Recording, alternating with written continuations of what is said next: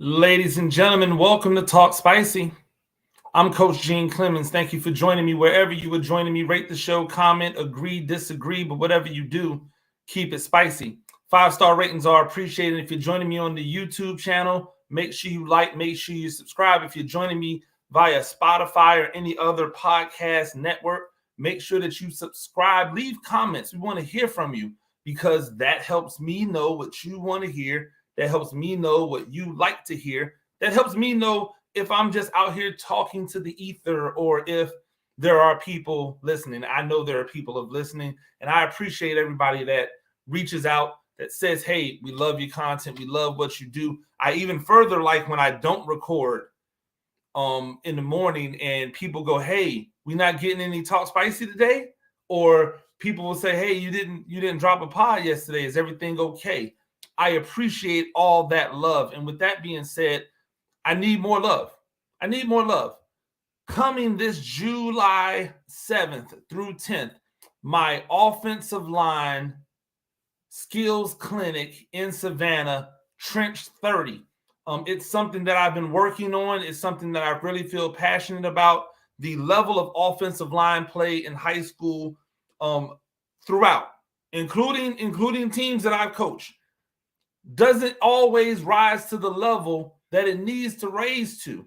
A lot of times what happened is that when you get an offensive lineman from the youth level, many of them have not played because a lot of youth levels have weight restrictions. A lot of youth levels have cost.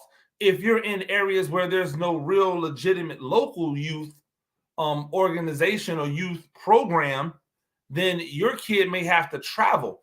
Travel football is expensive. It's expensive. You got to pay for every tournament. You got to pay for hotels. You got to pay for gas. It's expensive. So what happens is that high school coaches inherit these big, giant kids who've never really learned the intricacies of the position. They spend 2 to 3 years trying to get them to learn while also needing them to be effective for them in games. That's difficult.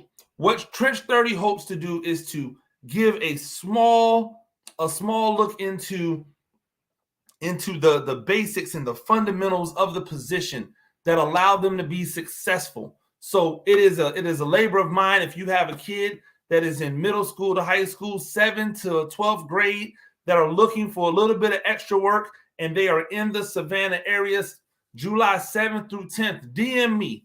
Even if you think you can't afford it, I have some sponsorship announcements that I'm announcing here on Sunday.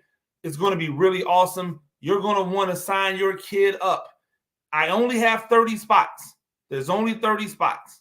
And when I tell you it's the most affordable thing you're going to be able to pay for this summer, I mean it. When I say that I've been able to secure sponsorship to make this practically free, I mean it. So come and enjoy 6 hours, 4 days of training, all about the offensive line position, not offensive and defensive line. Nope. All about playing the actual position. This is something that your kid will definitely benefit from, and I am happy to be able to bring it to you. It is a labor of love for me. Quite simply, it's a labor of love for me. It's not a way to make money. Maybe in the future, who knows?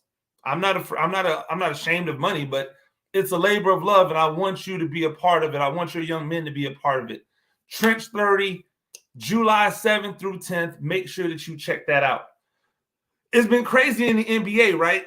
Because in the NBA, we're starting to see all of the movement. We're starting to see everybody get around. And as we see the movement from people, as we see them go about trying to figure out what everything that's going on, one of the things that I've noticed is that people always want to come back and blame the players, right? They want to blame the players.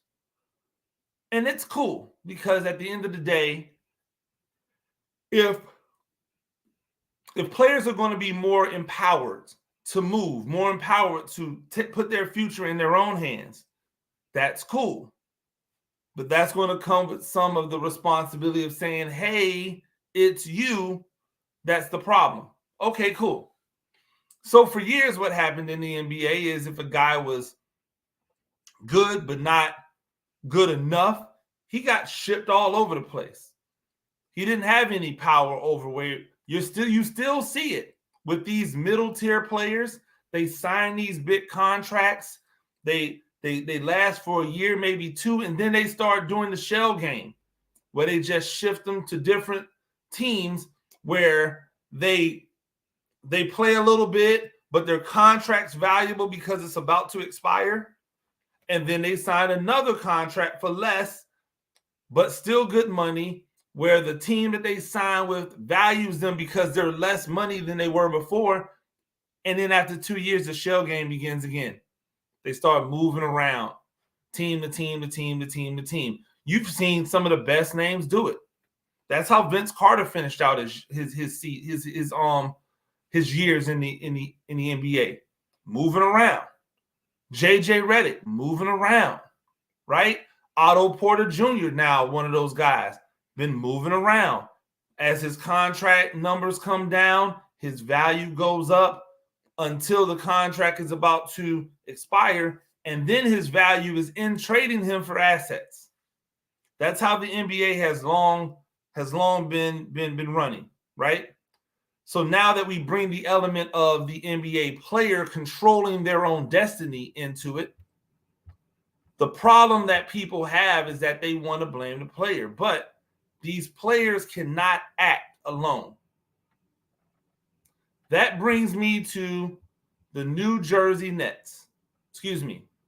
My apologies, Brooklyn. The Brooklyn Nets, right? The Brooklyn Nets have a team now where essentially KD is asked for a trade. Kyrie probably wants to be traded. He opted into that contract that last year because who opts out of $40-something million unless you're dumb and named James Harden? Like, nobody opts out of that level of money. You opt in, and now you become valuable as a trade asset. Now, I'm not saying that you don't opt out and then just go wherever you want to go, but most likely the team that would have traded for you doesn't have the room to just sign you off the street, right? So if I'm getting $46 million from the Nets and I want to go and play with the Lakers, well, if I just try to go to the Lakers as a free agent, they don't have the money to re-sign me. I mean, they don't have the money to sign me as a free agent. But what they can do is they can trade for me, bring comparable money back, and then use the fact that I'm on their team to get beyond the salary cap, if that's what we want to do, to hit the luxury tax. So there's ways in which you can finagle it by being traded that works more than being a free agent. Also, because Kyrie gets traded, he won't lose the value of, if you're already a part of our team, then I can sign you to the Supermax, right? I can get that extra year worth boku money. It's all a money play. But the reason that Kyrie is probably wants out, the reason that KD probably wants out, the reason that Steve Nash is going to maybe want out is because the Nets allowed the inmates to run the asylum. Now, that's an analogy, and it gets a little tricky when I start saying inmates and all that, because I don't want it to be assumed that I'm saying that these guys are thugs or anything like that. And you guys know that's not how I get down. But the terminology allowing the inmates to run the asylum refers to the fact that the people who are there who should be like doing one job are now doing another. Players play, coaches coach. So when players try to coach, how are they playing? Players play, coaches coach. So when players try to coach, how are they playing? How can you do both effectively? Yeah, we see it. We see people try to do it in pickup games. Dude out there trying to do more coaching than he's doing playing. And guess what? You usually lose. I've been that guy. I'm trying to do more coaching than I'm doing playing. And I end up losing. Man, I should have just balled. Right? And so now what we have is a situation where Kevin Durant wants out, and why wouldn't he want out? They left him hanging. Kyrie left him hanging. James Harden left him hanging.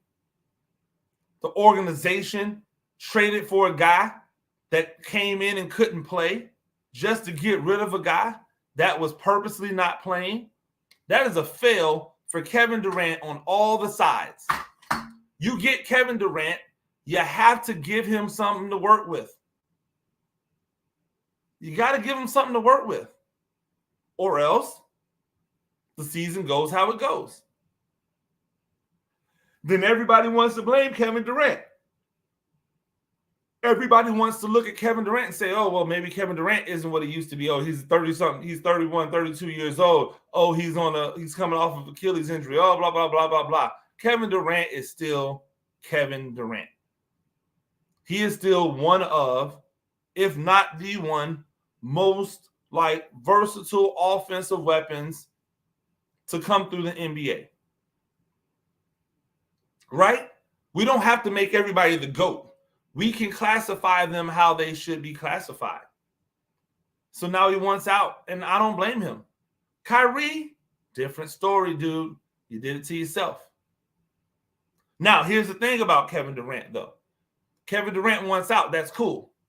If I'm the Nets, I don't just grant Kevin Durant to go wherever it is he wants to go so they can give me back some B-level, C-level guys.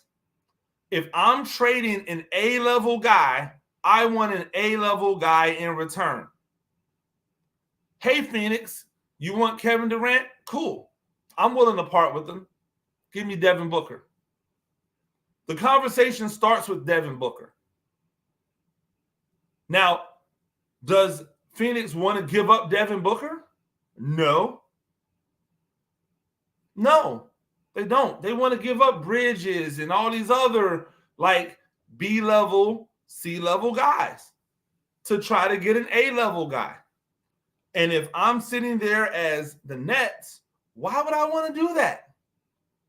I'm trading the restart.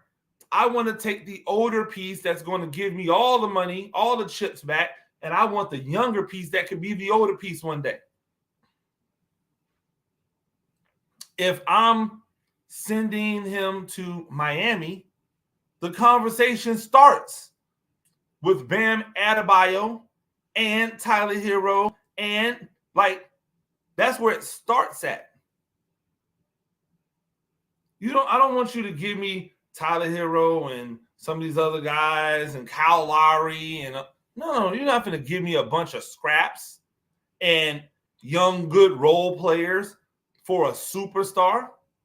I'm not interested in allowing you to build and sell tickets and without me having anything to show for it. That's the dumbass Oklahoma City Thunder model. Let's just keep giving away these assets for stuff that nobody knows, and it's hurting all of our business. Nah, I'm not down with that. So if I'm sending Kevin Durant somewhere, you're sending me back somebody legitimate, because there's only two things Kevin Durant can do. See, look, you can say, hey, I want to trade. Hey, listen, Kevin Durant, I fully understand it. Just know we're trying to get maximum value for you. We're not going to take a haircut to get rid of you. We want maximum value. If we don't get maximum value, Kevin Durant, you're not going anywhere because you're under contract for 4 more years.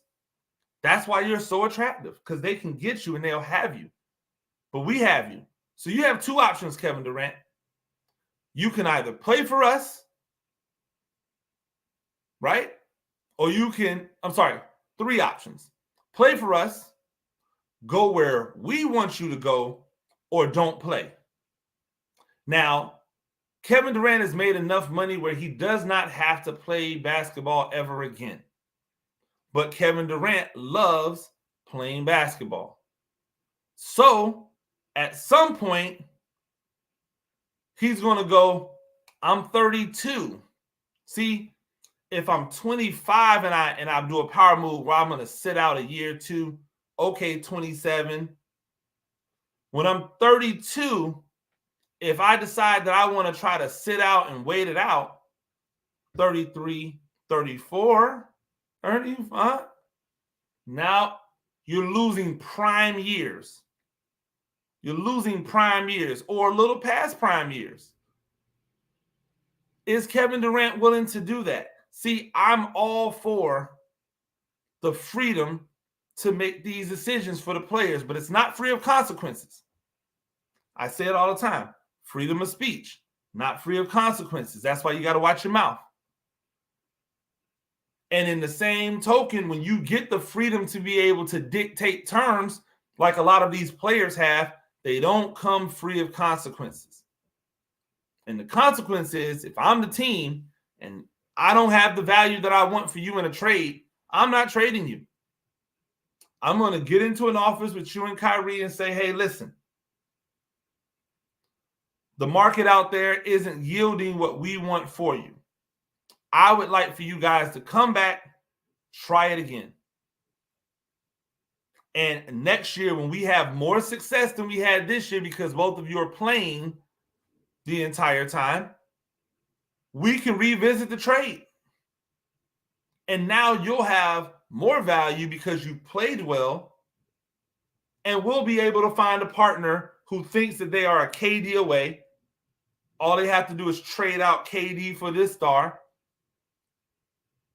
You'll find some, or you can leave in free agency, Kyrie Irving. Right? Because these musical chairs have to land somewhere, but I'm not going to be the one with nobody in my chair. I'm not going to be the one without a chair. So if I'm not going to be the one without a chair, and I'm not going to be the one, chair without someone to sit in it, then I have to make sure I take care of me first. And that's where these teams are dumb. You can't just fold to the whims of these players. They have one thing and one thing only in mind, and that is winning a championship because it builds their brand and builds their legacy. That's it. And I'm not mad at them players. I'm talking to owners. It's not about assets, or it's just about making sure that you don't have a bum-ass team. That's what it is. You want to make sure you just don't have a trash team. So I'm not doing it. Shout out to the Knicks for going out and getting Jalen Brunson. But guess what that shows me? That shows me that the NBA is terrible at drafting. Not just certain NBA teams, all of you mofos. Every single one of you. There is no way you can't convince me that you're not terrible at drafting. You know how I know? Because Jalen Brunson was the 33rd overall pick. He was the 33rd overall pick. I'm just going to tell you what Jalen Brunson did, because I've talked about Brunson before, and I love him as a player. Number one, he's 25 years old. He's only 25 years old, but he played 3 seasons of college basketball. So he played 3 seasons of college basketball, right? He's played 3 seasons of college basketball. He has 3 seasons of NBA. Sorry, 4 seasons in the NBA. And he's only 25 years old. So he came out as a 21-year-old, which apparently is old because people are passing him up for 19-year-olds. Came out as a 21-year-old. A 21-year-old who had won a national title, who was an academic All-American, who was a consensus first-team All-American. He was a National Player of the Year. He won 2 championships, not one, 2 championships. And this is the guy that a lot of people went, but he's shorter. That was the knock on him. But he's shorter. Yo, he's been the shorter guy his entire life. It wasn't like he got to the NBA. I mean, he got to the college and everybody was his height, so he dominated. He was always the shorter guy. It's not like in high school, everybody was his size, so he dominated. He was always the shorter guy. Always. So if you're always the shorter guy, if he's always the shorter guy and you've dominated at every level,